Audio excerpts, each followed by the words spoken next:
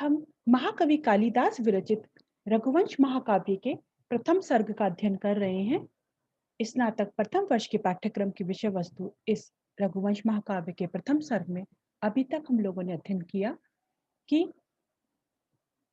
गुरु वशिष्ठ के आश्रम में राजा दिलीप और सुदक्षिणा पहुंच गए हैं और उसके बाद में उनकी अर्घ्य आदि को स्वीकार करके वो गुरु वशिष्ठ को से अब उनका वार्तालाप आरंभ हुआ है। उन्होंने गुरु वशिष्ठ और माँ अरुंधति को प्रणाम किया। उन्होंने उनकी कुशल छीन पूछी। तो उसके बाद में गुरु वशिष्ठ से राजा दिलीप अपने विषय अपना बता रहे हैं, सारी कुशलता को अपना उनका चीजें सारी बताते हुए बदताम वरा हमने विशेषण देखा था, बोलने में भी श्रेष्ठ है ऐसे राजा दिलीप।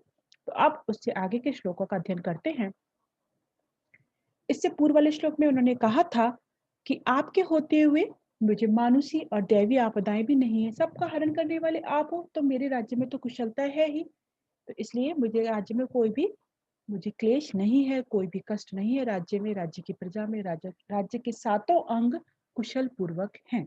यहाँ पे यह भाव हमें दिखाई देता है। देखिए क्या कह रहे हैं आगे। तब मंत्र कृतो मंत्रैर दूरात प्रशमितारिभिः प्रत्यादिश्यन्त इव में दृष्ट लक्ष्य विधा शरः। क्या कह रहे हैं राजा दिलीप।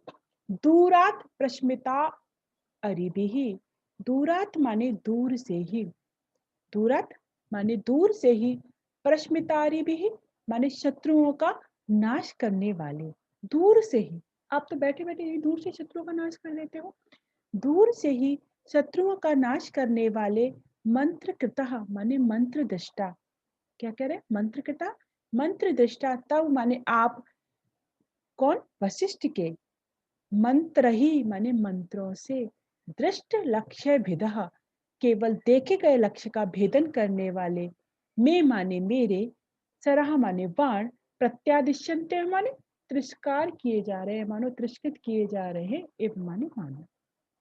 बोले यहाँ पे क्या कहना चाह रहे हैं वो, अभी एक एक पद का पुनः अर्थ देखेंगे। कह रहे हैं कि आप तो, क्या होता है, मैं तो जो दृष्ट लक्ष्य है जो मुझे दिखाई देता है मैं उसी को कर पाता हूँ, उसी का भेदन कर पाता हूँ, लेकिन मेरे बाण तो, लेकिन आपके मंत्र तो ऐसे हैं जो दिखाई नहीं देता और दिखाई देता है, दोनों ही जो भी कष्ट है, जो भी विपत्ति है उसका आप हरण करने वाले हो, आप तो ऐसे हो। तो बोले मेरे बाण तो मानो तिरस्कृत किए जा रहे हैं, मेरे तो बाणों की कोई आवश्यकता ही नहीं है, आपके होते हुए मेरी सारी मनोवांछाएं, सारी इच्छाएं सब पूर्ण हो जाती है, मुझे किसी प्रकार का क्लेश नहीं है। यहाँ पे भाव है। तो देखो क्या कहना चाह रहे, दूरात माने दूर से ही, प्रशमितारी भी माने जिसके शत्रुओं का नाश हो गया है, दूर से ही शत्रुओं का नाश करने वाले, मंत्र कृतः माने मंत्रों से, मंत्र कृतः क्या कहना चाह रहे, मंत्र दृष्टा, मंत्र कथा यानी मंत्र दृष्टा तब माने आप। तो वो कह रहे हैं कि मंत्र दृष्टा आपके द्वारा, आपके जो मंत्री माने मंत्रों से, दृष्ट लक्ष्य विधा माने देखे गए लक्ष्य को भेदन करने वाले, ये राजा दिलीप के बाणों के लिए विशेषण है। दृष्ट लक्ष्य विधा माने देखे गए लक्ष्य का भेदन करने वाले, में माने मेरे बाण क्या किए जा रहे हैं, शरह बाण, प्रत्यादिश्यन्ते मानो तिरस्कृत किए जा रहे हैं, मेरे बाण तो ऐसे हो रहे तिरस्कृत हो रहे, उनका तो आवश्यकता ही नहीं पड़ती, क्योंकि आपके मंत्र ही मेरे दृष्ट और अदृष्ट सारी कठिनाइयों का नाश कर देते, उनको मुझसे दूर कर देते हैं। राजा दिलीप यहाँ पे कहना चाह रहे हैं। इससे क्या पता चल जाता है, गुरु वशिष्ठ प्रत्येक दुर्लभ कार्य को करने में समर्थ हैं, पूर्ण करने में समर्थ हैं। तो अब राजा दिलीप की जो जिस इच्छा से वो आए हैं, किस इच्छा से आए हैं गुरु वशिष्ठ के पास, संतान प्राप्ति की इच्छा से आए हैं, तो उनकी संतान प्राप्ति की इच्छा भी निश्चय ही पूर्ण होगी, यह भाव हमें यहाँ पे दिखाई देता है। तो यहाँ पे इस प्रकार उन्होंने वर्णन किया है। और मान यहाँ पे क्या करें, मानो तिरस्कृत किए जा रहे हैं, यानी उत्प्रेक्ष अलंकार है, अनुष्टुप छंद है, प्रत्येक संपूर्ण सर्ग में जो हम देख चुके हैं, देखते आ रहे हैं हर क्लासेस में। तो अनुष्टुप यहाँ पे छंद है और कौन सा अलंकार है, उत्प्रेक्षा अलंकार है। अब आगे का श्लोक देखते हैं।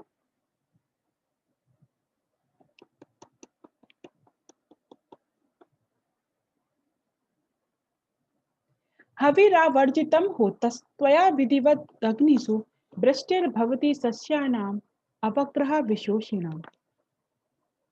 अब यहाँ पे राजा दिलीप गुरु वशिष्ठ के ही वर्णन कर रहे हैं उनको कि भाई आपके होते सोते तो मुझे तो किसी प्रकार का कोई कष्ट है नहीं, मेरे राज्य में सारी कुशलता है, आप क्योंकि मेरे कुल गुरु हो, तो देखिए क्या कह रहे हैं, क्या भाव है सुंदर। हविरावर्जितम, हे होता, होता कौन, अग्निदेव को अग्नि में हवन करने वाले। तो हे होता, आप हवन करते हैं, यज्ञ याग आदि आप जो करते हैं उससे क्या होता है।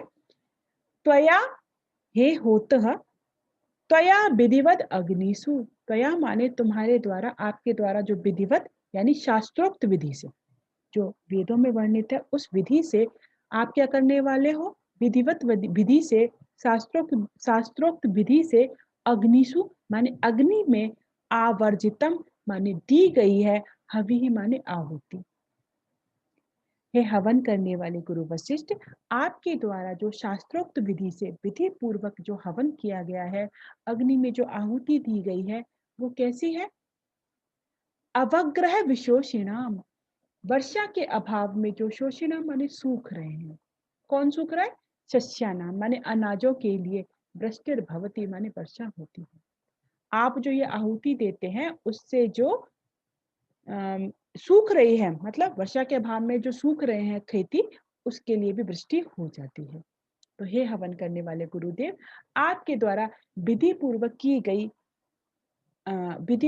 गई जो अग्नि में जो आहुति है, जो आप आहुति देते हैं, आप जो हवन करते हैं, आप जो यज्ञ करते हैं, उससे क्या हो रहा है, मेरे जो सूख रहे हैं अन्न, सूख रहे हैं मेरी जो खेती अनाज, उनके लिए अनावृष्टि के कारण जो, तो अनावृष्टि जो एक मतलब विपत्ति है, आपदा है, उस पे भी मुझे कोई फर्क नहीं पड़ता। उस अनावृष्टि में भी, वर्षा के अभाव में भी, सूख रहे अनाजों के लिए आपके द्वारा वर्षा हो जाती है, वर्षा की जाती है। तो क्या कहना चाह रहे हैं यहाँ पे राजा दिलीप, अपने कुलगुरु वशिष्ठ की महिमा को मंडित करते यहाँ पे कह रहे हैं, उनका ही संकेत है कि गुरु वशिष्ठ जो यज्ञ करते हैं उसके फलस्वरूप क्या होता है, राज्य में वर्षा होती है। तो गुरु वशिष्ठ जो हवन आदि करते हैं, यज्ञ आदि करते हैं, उसी के कारण जो अनावृष्टि के कारण जो उनकी सस्य, उनकी जो खेती सूख रही है, उसके लिए वर्षा की प्राप्ति होती है, जिससे कि वो पुनः क्या हो जाती है, मतलब उनको इससे जो अनावृष्टि वाला जो कष्ट है उनको नहीं भोगना पड़ता है, वो यहाँ पे कहना चाह रहे हैं। और धन धान्य वृक्षों की उनकी रक्षा हो जाती है।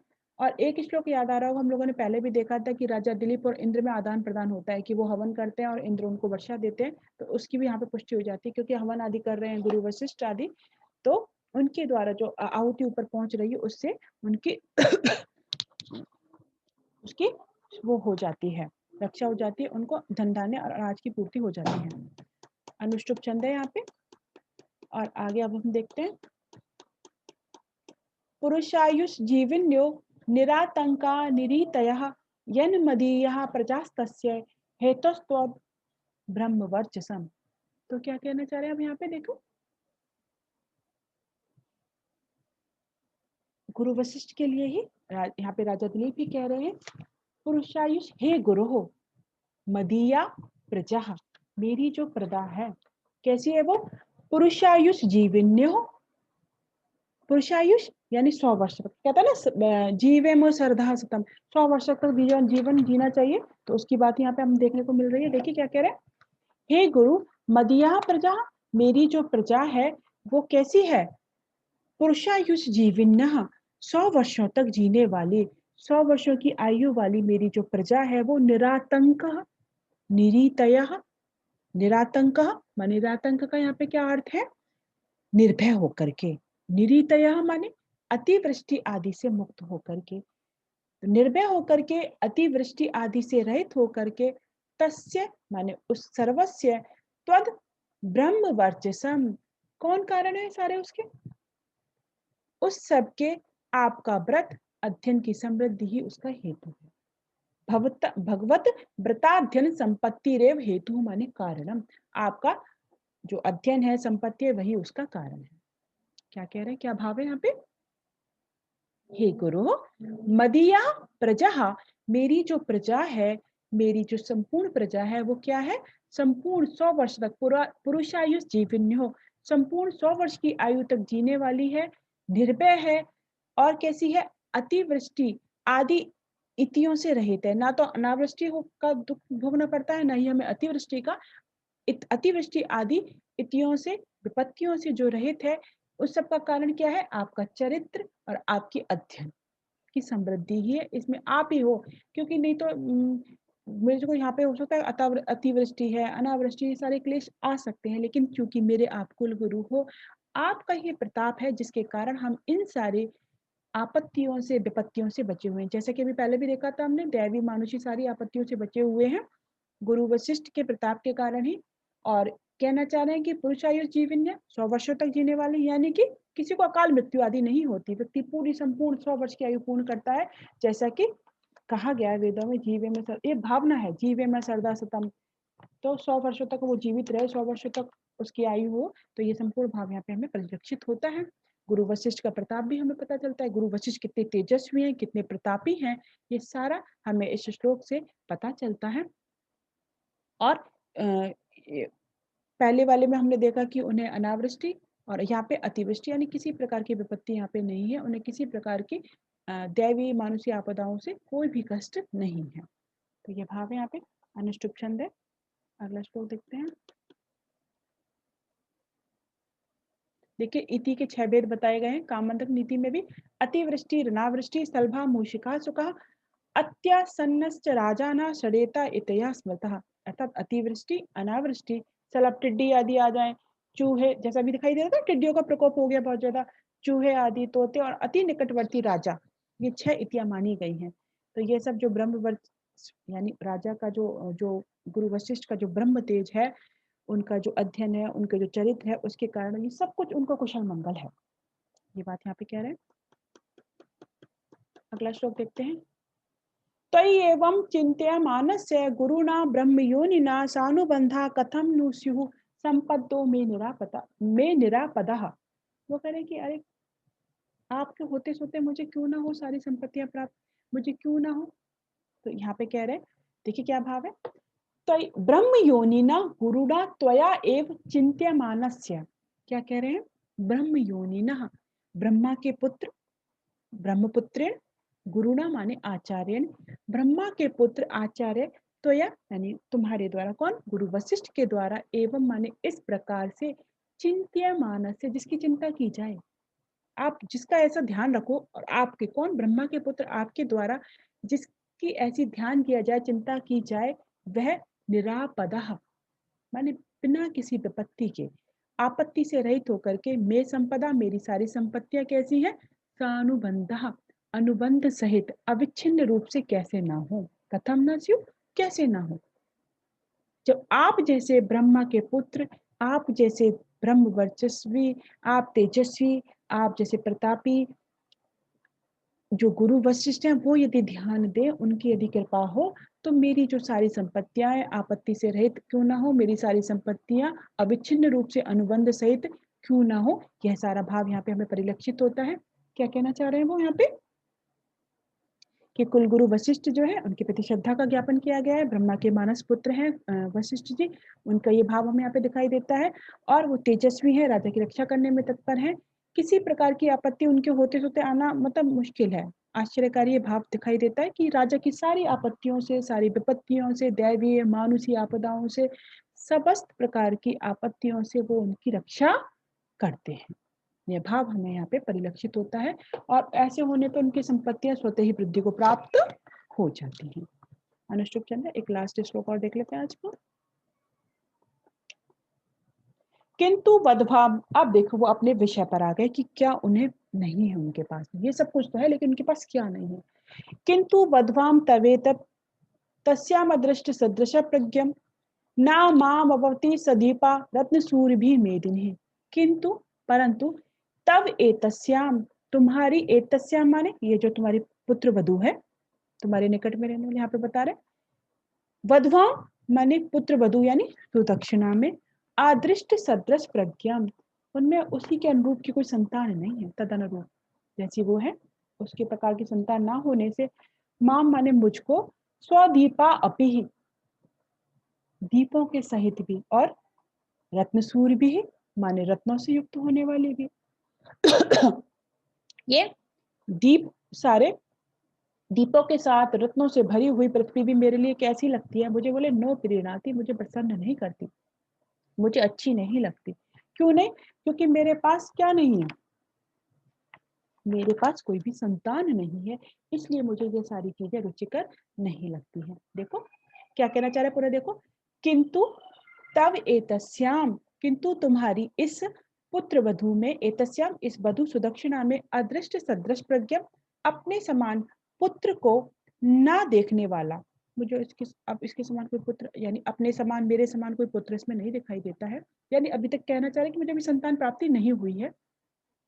अपने समान पुत्र को ना देखने वाले माम माने मुझ दिलीप को, सदीपा सातों दीपों वाली, और रत्नसुह रत्नों से पूर्ण, रत्नों को पैदा करने वाली, मेदिनी माने पृथ्वी भी कैसी लगती है, ना अवति ही माने प्रसन्न नहीं करती, प्रसन्न नहीं करती, ना अवति, अवति माने प्रसन्न नहीं करती, नो प्रीणाति मुझे।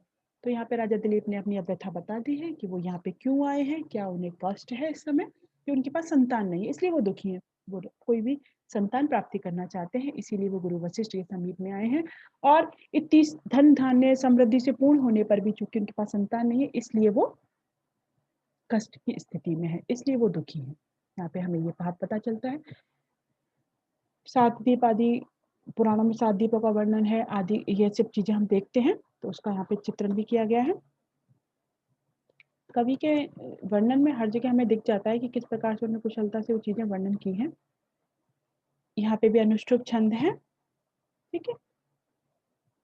आज हम यहीं तक रखते हैं, इसके बाद में आगे के श्लोकों का अध्ययन हम अगली क्लास में करेंगे। मैं यहीं समाप्त करती हूँ।